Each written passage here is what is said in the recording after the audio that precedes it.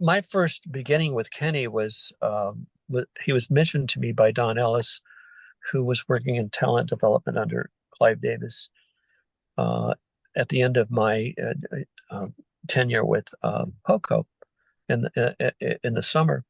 And I said, I'd love to. He said, I have a friend who his name is Dan Loggins, and he said a little brother that's really a talented young singer songwriter. We thought maybe you might take a listen. And I said, I will, but I can't now. Wait till I get back to California and I've finished everything. And especially my production contract is done. So I said, just, have him send me the tapes or have him bring them in.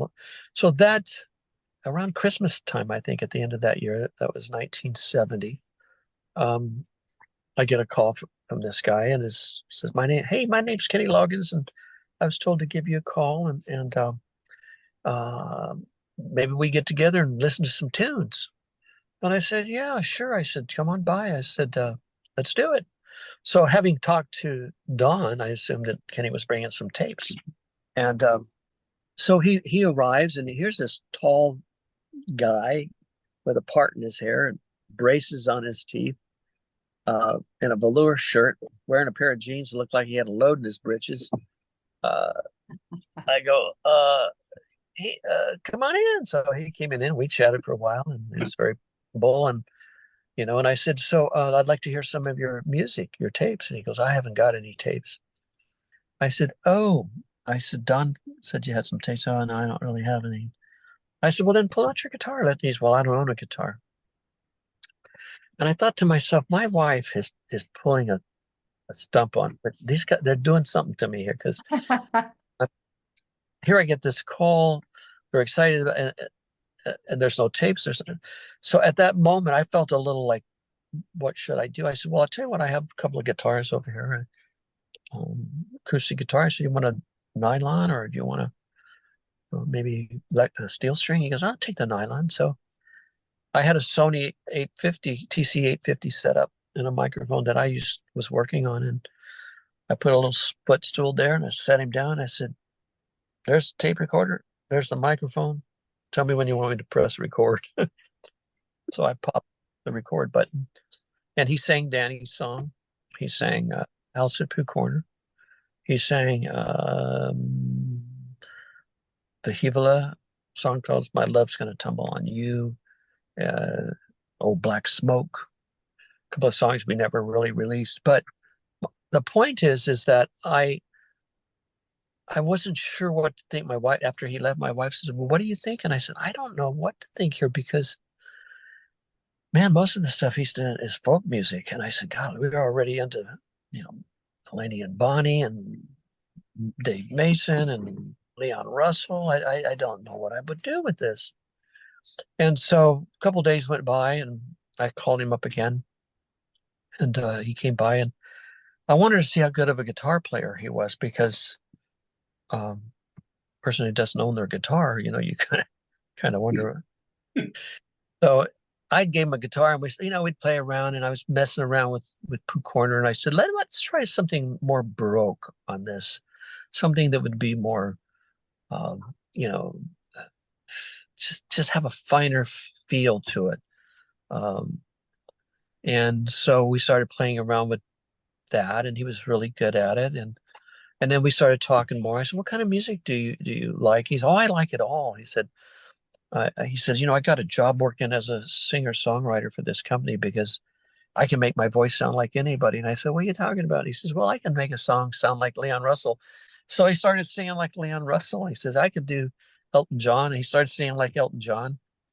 And I thought to myself, wow, here's somebody who just loves music. Mm. And here's somebody who's not tainted by looks, by appearance, he just loves music. And I thought to myself, after what I went through with Poco, not being able to get music on the air, even when it was well ahead of its time and really what was starting to break the country, or take the country by force, um, wouldn't it be nice to have somebody I could actually do a diverse recording of a lot of different songs, styles, and give him an opportunity to have a better shot at being successful. And that's really what motivated me to want to work with Kenny, is that I felt that he could be diverse enough as a singer at that time to help, get him a good foot into the music business and begin a career as a solo artist. And I mention these things to you because it's about um, it's about those moments of contact or conflict or uh, having to make a decision that's going to be an important or an epic decision in your life. That when you make that decision and it happens, it's because of the thought and the way in which one puts it all together to see if it, excuse me, would be a right choice. Um, so it's about those choices, I think, that are most memorable to me, Mm. or choices that I didn't make. Jim, if I could just interject just for a second, talking about choices, you made a couple of choices early on in that story with Kenny that were pretty pivotal. You know, when he didn't have any tapes, you could have said, "See ya." When he didn't have a guitar, you could have said, "Goodbye." But you Yeah, gave him those opportunities. yeah, You didn't just walk him out the door. yeah. I don't know why I didn't, to be honest with you. Divine intervention. Intuition. Yeah, that's another example of divine intervention, which I've never really quite thought about that until you just brought it up. But yeah, I could have let it go. There was just so many obstacles with Kenny. I mean, he never had a band. He didn't have an attorney. He never had an agent, and all of that stuff had to be built for him.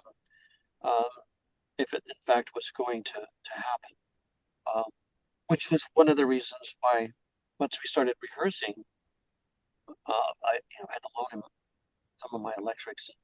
And fortunately, out of the Buffalo Springfield, because when I left the Buffalo Springfield, they were broke. We were broke. They didn't have the money to pay their my share of what I should have gotten.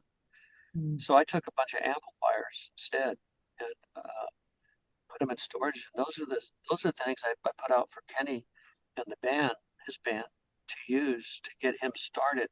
So those I never quite thought of it, but yeah, had I've gotten the money, I probably would have spent it. But having the amplifiers allowed me to be able to have something to contribute to Kenny having what he needed to get the band going. But it's funny how things work. They don't always turn out the way you think they're going to be. But working with Kenny was a lot of work for both of us. He worked very very hard as well to get his career up and going. And I think that the both of us working together, made it really happen. Well, I'll say 16 million albums sold, that's a pretty amazing accomplishment, especially for someone who didn't anticipate joining a duo. That was the last thing I wanted to do. I was tired of being on the road. I was so tired of being on the road. It was not fun in those days. It's much more fun today. I have great guys. We work together, and we hell, we even do picks when we're at home with jokes and things. And it's just a good family of folks that I'm working with now.